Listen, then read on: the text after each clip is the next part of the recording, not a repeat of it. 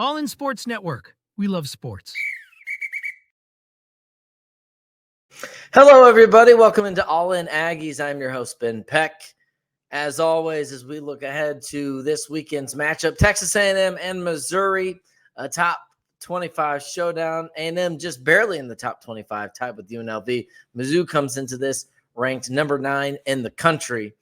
And what I want to talk about is how this game could be, and maybe is one of the last ones to be a springboard for Texas A&M in terms of launching themselves significantly into the national dialogue, just because their schedule is relatively, by SEC standards, fairly simple, straightforward. I don't know that you have a lot of marquee matchups on this until the very last game of the year with Texas.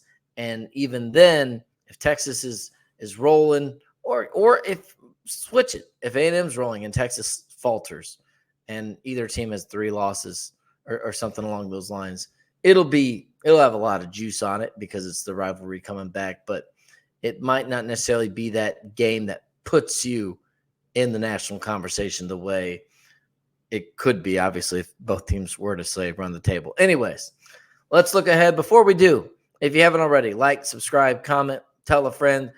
Speaking of Texas, we are nipping on the heels of All In Horns. We had the early lead in subscribers here on the All In Sports Network, Rogue Sports Media Network. Now we're trailing, at last I saw, single digits. So let's reclaim the throne, rightfully so.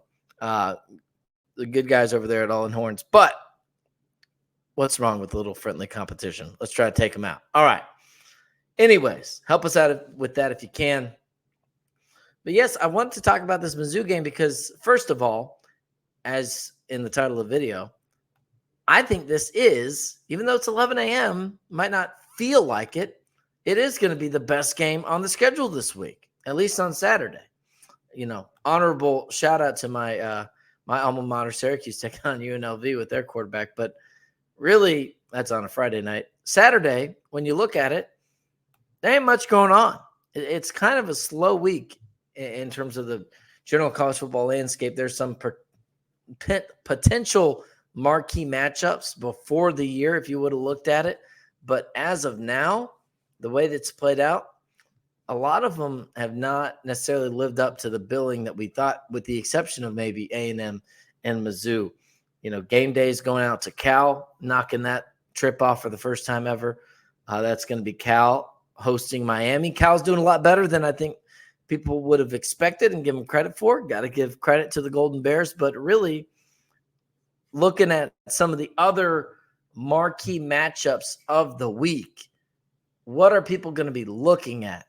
The national audience, and that includes recruits and stuff of that ilk. Who are people's eyeballs going to be drawn to this week? Just going down the list of some of the notable games that pop up here as I go through. Baylor at undefeated Iowa State. I mean, Baylor is, I worked at the NBC for Waco and College Station. Baylor's struggling. So that one doesn't have a lot of juice. UCLA, Penn State, big-time names, but UCLA has not looked very good this year. I mean, SMU, Louisville, that's another 11 a.m. game. If you would have told me Florida State was going to be the actual Florida State we thought, and they would have got that kind of win, and then Louisville, that might have been kind of interesting, but who knows really what to make of that. I think that will be a good game. Just keep on scrolling here. Iowa, Ohio State, Auburn, Georgia, maybe about 8 years ago. Ole Miss, South Carolina, even that one losing some of its steam with the Rebels going down. Don't want to go through every single list here. Clemson, Florida State's the big one. That's the one that before the year, if everyone handled their business, even if you give Clemson the loss to Georgia, that would have probably been the one circled on everyone's calendar. And then Tennessee, Arkansas, if you flip the outcome from this past Saturday, and Tennessee undefeated going to 4-1 Arkansas, that would have been interesting. Michigan at Washington, and then we're already at Miami, Cal. Like, there's not much going on. So my point in saying that, when you combine that with the Texas A&M schedule for the rest of the year, you've got a bye after this, then at Mississippi State, home against LSU. I still don't know what to make of LSU. I feel like the jury's out on the Tigers. 4-1 on paper. Yes, they have everything to play for, and they've done fine. But dig a little bit deeper. The USC loss was, I thought USC played pretty well in that game, but I don't know. LSU didn't look bad, but didn't necessarily think that it was just USC was on a different level, and they've arrived, and LSU is still on that game alone at that point in the season, like a top 20 program. I'm not quite sure. And then you look at the rest of what they did. The South Carolina game, I mean, that's a silly call on a pick six away from being a loss in that game. UCLA, they were struggling with that game, and we told you about UCLA and their struggles that they've been having so far. So by the time we get to whatever week that is, I can't do math, but what time we ever get there after, in 3 weeks' time, Mizzou, by Mississippi State, and LSU. So about a month. By the time we get there, I don't know what LSU team we're going to be looking at. So that could be a marquee matchup at Kyle Field. It also could be LSU, just out of curiosity, I should have done this before, but LSU's schedule leading up to that point. They have a week off this week, and then Ole Miss at Arkansas. So they could certainly lose against Ole Miss, I think, even after the Rebels loss. So you could be talking about a team with a couple losses. I think they probably find a way to get past Arkansas, but I think Arkansas is not terrible. I think they will get a team that they will probably lose a game or some games that they are not supposed to, yet win a couple games that they are also not supposed to. They remind me of being out in Lubbock and covering some of those Texas Tech teams with Patrick Mahomes, even back then. But even like, before the final product of Patrick Mahomes, where it's like, hey, their offense is nasty enough that they can catch someone if they're sleeping, but also they can have a letdown. That's kind of the vibe I have with Arkansas right now. So could they beat LSU? Maybe. And then, again, in 4 weeks' time is the LSU A&M matchup. Even if A&M is taking care of his business, is that one that's going to register where Aggies take down LSU and people say, oh, how about A&M? I don't know. If they're both one loss, sure. But I don't know that we can confidently say that. And then at South Carolina, I still have my questions about the Gamecocks. They're, 3-1. So, and again, they really should be undefeated if you consider how the LSU game went. We talked about that. But I don't know if I can get there all the way. I mean, even if you give them that game, not totally sold on LSU just as an elite, top 15 team. And I know they look good against Kentucky, and Kentucky's looked pretty good since then relatively, but they're going to have Ole Miss at home, at Alabama, at Oklahoma. By the time you get there in Columbia, I don't know if that's going to be a top 20, maybe a top 25, but I don't know that it's going to be a win that would register on the national level. New Mexico State, Auburn, no need to elaborate on those two teams. And then Texas at the end of the year. So, and by that point, for that to register, I mean, that would be a big win if, assuming Texas, lives up to their ranking at the moment.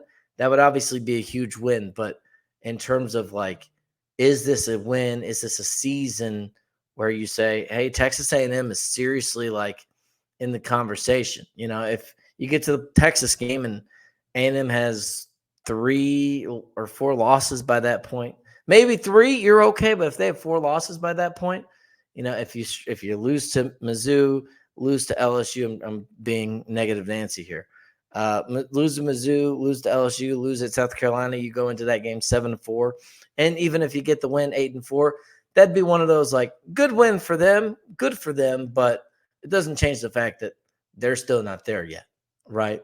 In terms of the national perception. And who cares necessarily what people think nationally of the team in terms of this season prognosticating. But the only reason I emphasize that is because in college football, perception is reality. I mean, just look at I've ragged on them in the past, but look at Colorado.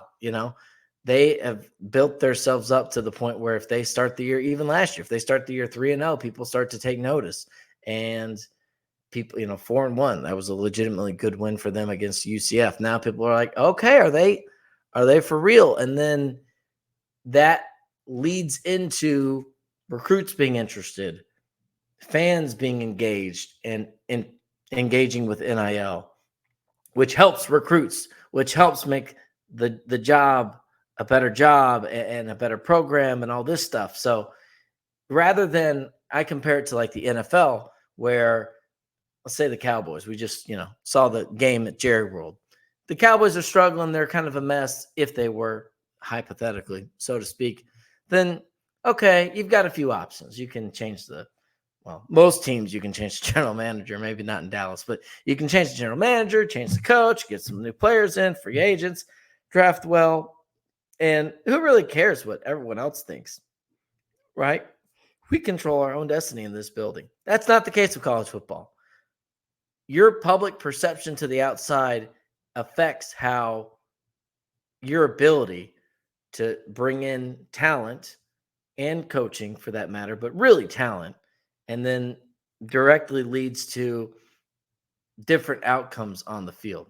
So getting back to square one, Texas A&M Mizzou, the biggest game of the weekend, a chance for A&M to go 5-1 into the bye at Mississippi State. I'm just going to be a little presumptuous and say, if you're beat Mizzou, you can win that game. 6-1 potentially going into that game with LSU. Maybe if LSU still is one loss, even two losses, that would register a little bit. But the blessing and the curse for A&M this year is they're not going to have a lot of games like Georgia, where they play Clemson at the beginning of the year. Think of what you will of Clemson right now, but at the beginning of the year, you play Clemson. I'm just going off the top of my head. You play, obviously, Alabama. You play Texas. You play Tennessee, right? You play Ole Miss at Ole Miss. There's lots of games in there for you to be measured up against people, a team that people would consider to be, if not elite, just a step below that, and to prove your spot in the college football landscape. For A&M, the blessing and the curse is the schedule is not that daunting, all in all, in terms of the top end.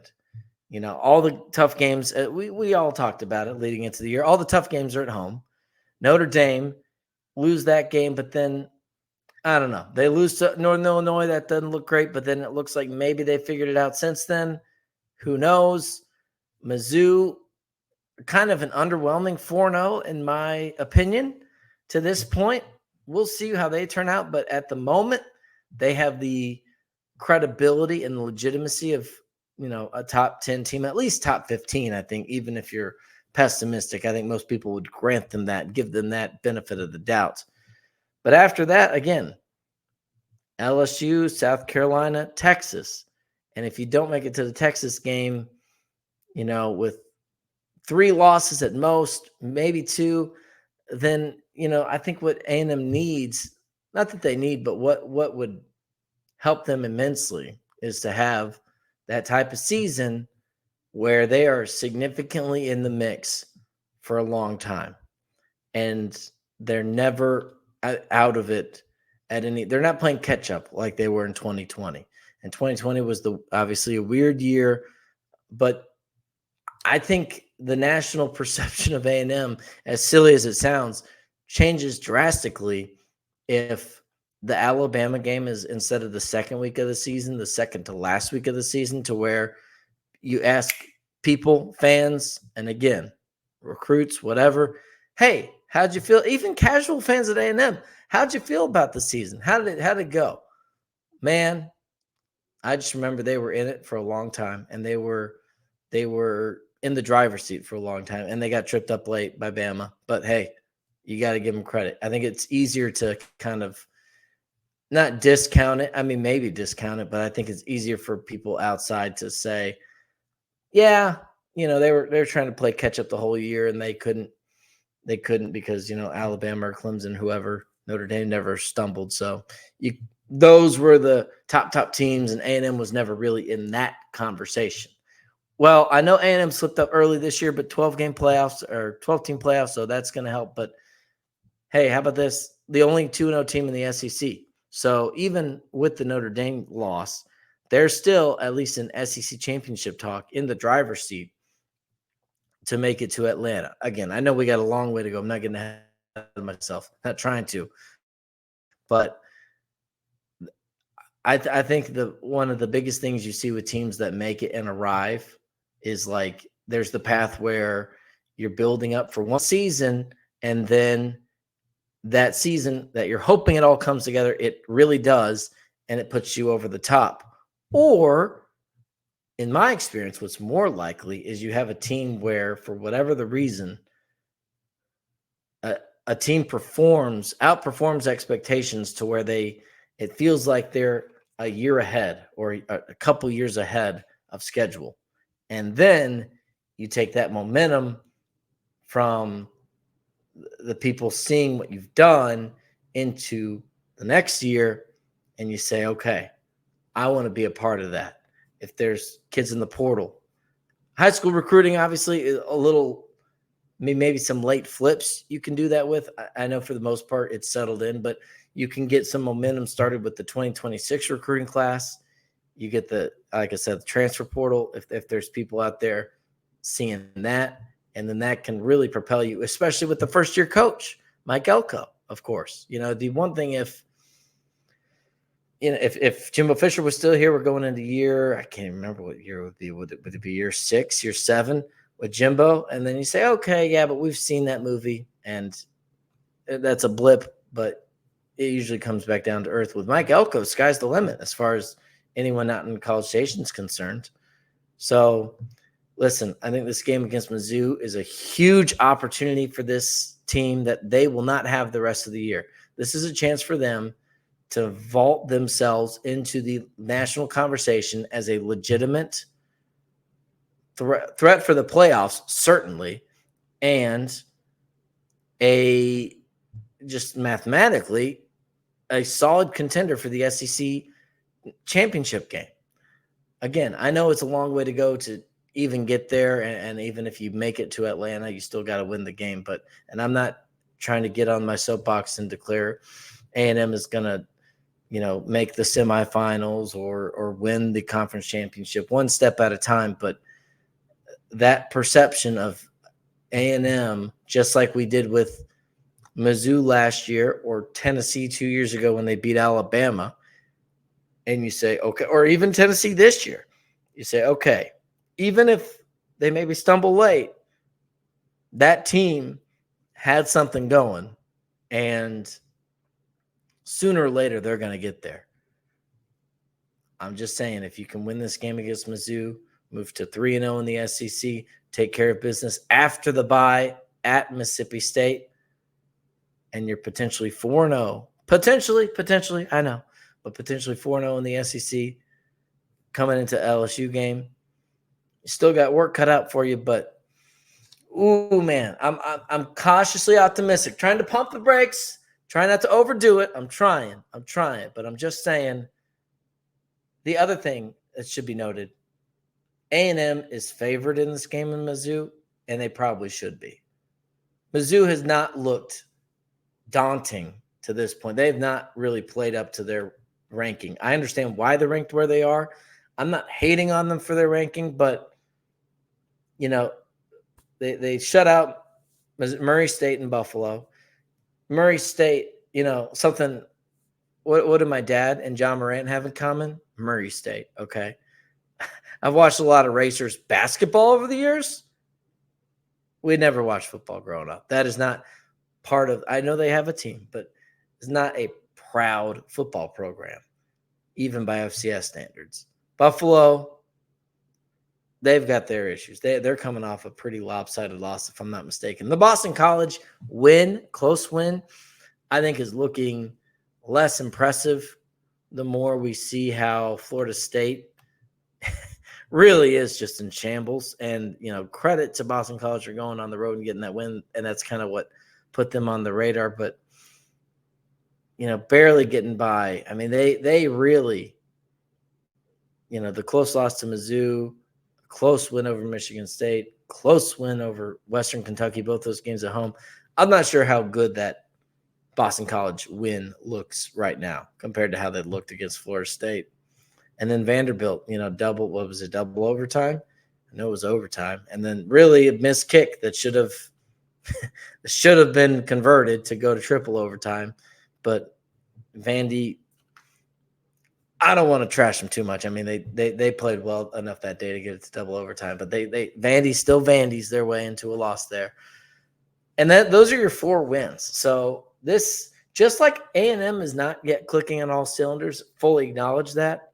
Mizzou is far from playing their best or rolling on all cylinders and doing everything they need to do to be at their best, to where you're really concerned about what they can do moving forward. So listen, bottom line, Texas A&M, Mizzou, I don't need to tell anybody, but everyone knows it's a big game. But you might not realize Texas A&M, Mizzou is the biggest game on the schedule this weekend. A lot of eyeballs, and not just a win, but a decisive win. I think you will start to see a shift in the narrative from Texas A&M being a decent little up-and-coming team with some nice parts to, hey, we need to keep an eye on these guys to be a real player in the SEC and potentially making the college football playoff, okay? And just lastly, again, I'm not saying on neutral field today A&M should be favored against, Georgia, Bama, Tennessee, even Texas necessarily on any given day. I get that. I'm just saying, like for Georgia, for example, we talked about them. They might be on par, the best team in the SEC, yet they have to play, as I mentioned, at Texas. I think they're home against Tennessee, at Ole Miss, at Alabama that we just saw. Like, I don't care how good, if they lose all of those by a razor's edge, they're not a factor, which sounds weird to say, but they would not be a factor in the SEC championship race because they just would have too many losses. Doesn't mean they're not a better team or not a good team. They're not quite there for that reason. But Texas A&M can be, because their schedule is very manageable. And this is really not the last big hurdle, but this is probably the biggest hurdle you face until Texas. Maybe LSU if they figure it out, but even as much questions as I have about Mizzou, I probably have a little bit more about LSU. So we'll see how it goes. Be sure to stay tuned all week. We'll have coverage. We'll have a further breakdown of the Mizzou game and some other stuff from around campus. I want to finally get to that. I've been dealing with all sorts of stuff, traveling on the road, switched my internet provider, have a whole new computer. So I've been a little behind schedule with some of these things, but we're going to get in, do a full deep dive into that. Be sure to subscribe, comment, like, All In Aggies. Help us get past Texas and All In Horns on the All In Sports Media Network, the Rogue Sports Media Network. Thank you so much for watching. Ben Peck here, signing off, and we will see you back here on Wednesday. All in Sports Network. We love sports.